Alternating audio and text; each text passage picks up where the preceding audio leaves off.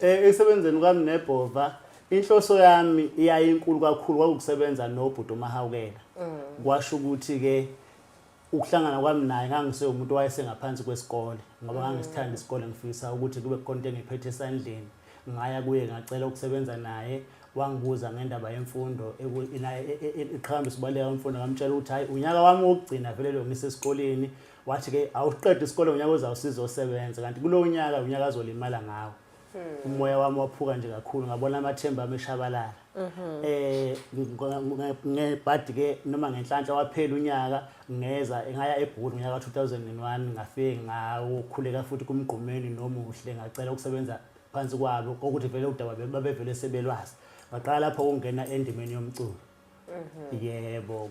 Kuthe ngo2003 kwaba nenkinga ke ngaphansi kwamaqembu kaMahawukela kwaphoqa ukuthi ke kuhlukwane phakathi ngase ukuthi ke ngoba umuntu engangikholwa kakhulu kuyena kwakuMgqumeni. Ngabe ke sengihamba noMgqumeni sayaqala amaqembu amasha okwaku amagcokama uMgqumeni nabakwethu kwase kuzaleka ke namanye abakhona.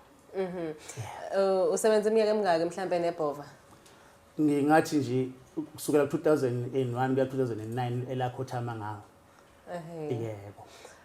Wemashando uma ngabe sikhuluma la lensizwe ukuthi isebenze kakhulu nebhova sizobala ukuthi kunamaqembu la yagcina khona ileader kuona ngokuhlanganyela nengensizwe ngasekho emhlabeni.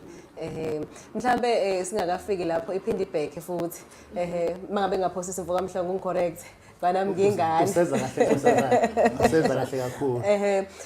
Mhlambe bekunjani ukusebenzisana kwakho nebhova? Kwakumnandi kakhulu noma kwakuneyinselelo nje ngoba esasiqale nabo umsebenzi wethu kwaba ukuhamba sashiyana endleleni kwakukhomba ukuthi ongaphesheya kwaba nenselelo eziningi nezingqinamba eziningi esabhekana nazo. Yebo. Imaphi ama-album othe wawahola ngesikhathi sasebenzisana nayo ibhova?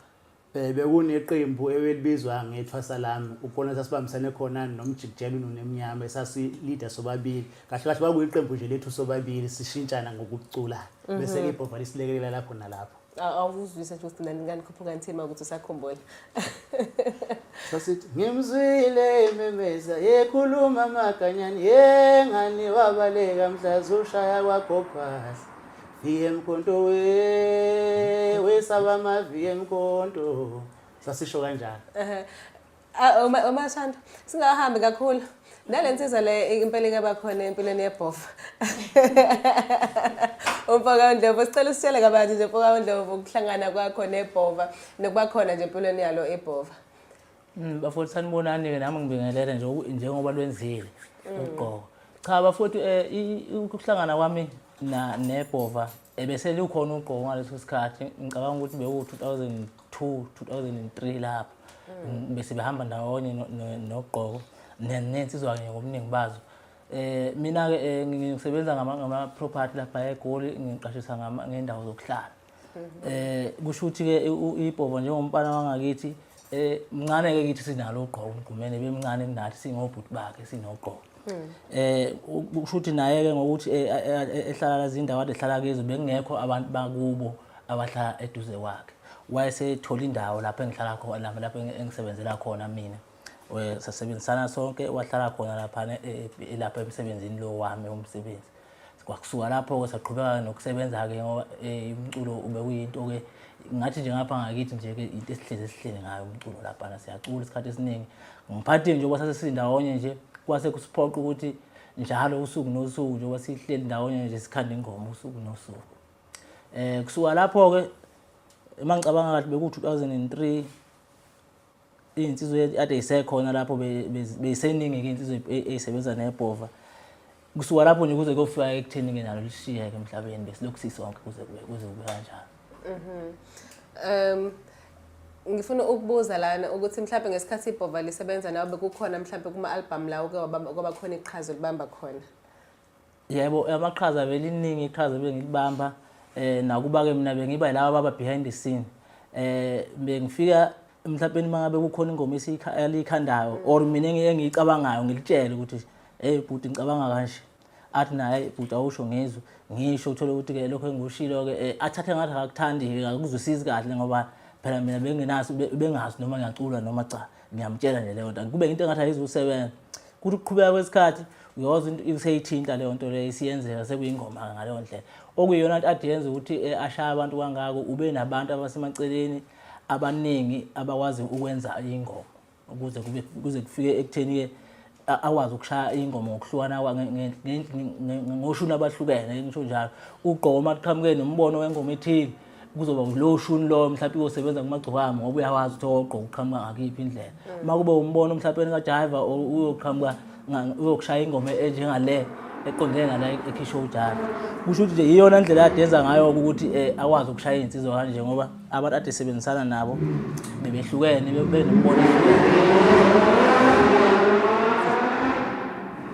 iyona ndlela ke bemenza ukuthi abe kanjalo ke ashaye ngalendlela ade shaya ngayo ngoba ubenza izinto eqhamuke ebantwini abangafani bese kuphuma oshuni abangafani iyona nje indlela ebengimazi ngayo mina nokuthi bekuyinsizwa ke ebiyigagu kakhulu noma nawe ungaqhamuka nje ushaye ikhwelo bengakuthi uthini ngalelo khwelo lakho ingene emadovini lapha ngiyakuza ukuthi ubala ukuthi ibhovo izo umuntu osebenza behind the scenes mhlawumbe wena ngokubeka kwakho umtshela umbukeli ngasekhaya uthi bongakwazi mhlawumbe ungakaculi ngaleso sikhathi noma ucule sedlulile ibhovo noma ufunde kulona ukuthi ungakwazi ukucula noma umuntu nomculo ngaleso sikhathi mina ngangicula ikwaito ngangacula umaskandi kwaito ngangicula ikwaito mina ngaleso sikhathi leso ibhova ngihlangana nalo ngangacula mina umaskandi lona lalicula umaskandi mina ngicula ikwaito uma ngakhumbula kahle DSD bekuba namashow esiwenza lapha eminyango lapha eBhilidini lapha engangade ngiyiculela khona negenge le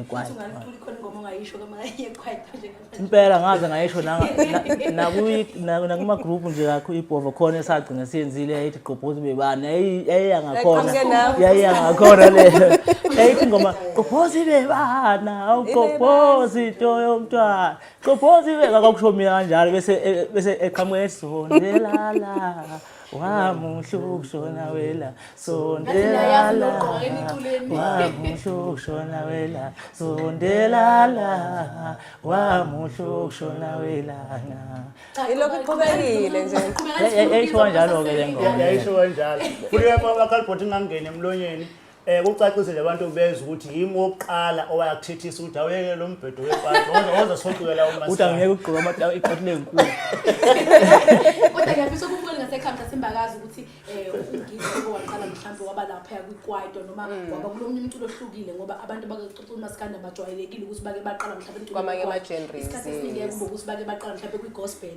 ingakho ngithi abantu bayafuna ukuza lapha emakhaya ukuthi mhlawumbe nanicula kanjani babe naso isithombe sale ngicela niphinde niqhubeke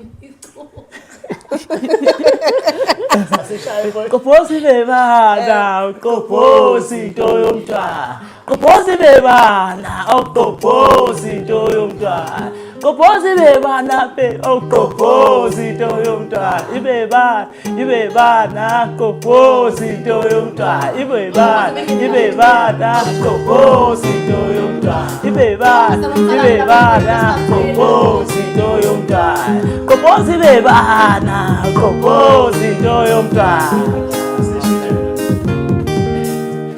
bese kuyibhova lithi sondelala wamuhlukushona wela sondelala wamuhlukushona wela sondelala wamuhlukushona wela sasisho kanjalo njalo ngempela bhuti sasishaya kanjalo lezakhaya sipantsula lapho akukho wamenzeki ngiyabona ukuthi ekuja mamhla wenza ividiyo lapho